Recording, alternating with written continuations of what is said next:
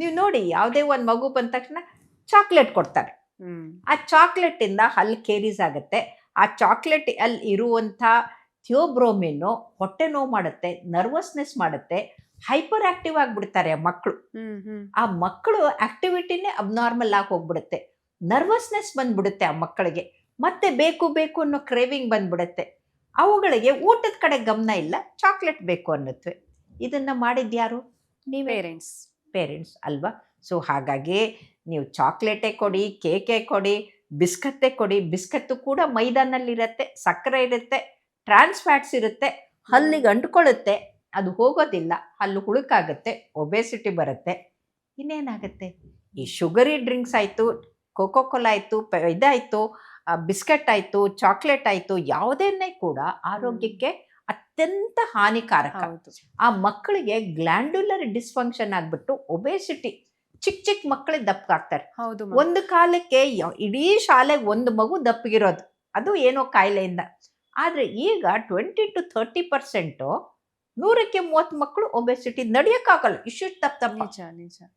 ಎಲ್ಲೋ ಒಂದ್ ಕಡೆ ಈಗ ಮುಂಚೆ ಎಲ್ಲ ನಾವೆಲ್ಲ ಚಿಕ್ಕವರಿದ್ದಾಗ ಹೆಂಗೆ ಅಂತಂದ್ರೆ, ನಾವು ಆಟ ಆಡಕ್ ಹೋದ್ರೆ ಅಮ್ಮ ಬೈದು ಹೊಡೆದು ಒಳಗ್ ಕರ್ಕೊಂಡ್ ಬರೋರು, ಬಾ ಸಾಕು ಅಂತ ಹೇಳಿ.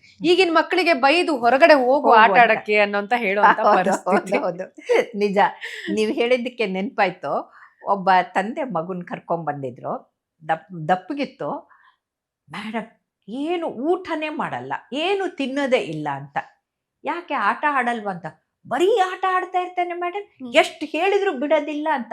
ಹೌದಾ, ಏನ್ ಆಟ ಆಡ್ತಾನೆ ಅಂದ್ರೆ ವಿಡಿಯೋ ಗೇಮ್ ಆಡ್ತಾನೆ ಅಂತ.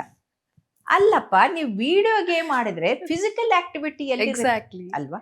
ಸೊ ಮಕ್ಕಳಿಗೆ ಎಷ್ಟು ಆಟ ಆಡ್ತಾರೋ, ಓಡ್ತಾರೋ, ಬೀಳ್ತಾರೋ, ಹೇಳ್ತಾರೋ, ಅಷ್ಟು ಬದುಕುವ ಕೌಶಲ್ಯವನ್ನ ಕಲಿತಾರೆ. ನಿಜ. ಇಲ್ಲಂದ್ರೆ ಆ ಮಕ್ಕಳಿಗೆ ಕಷ್ಟ, ನೋವು ಏನೂ ಅರ್ಥ ಆಗೋದಿಲ್ಲ.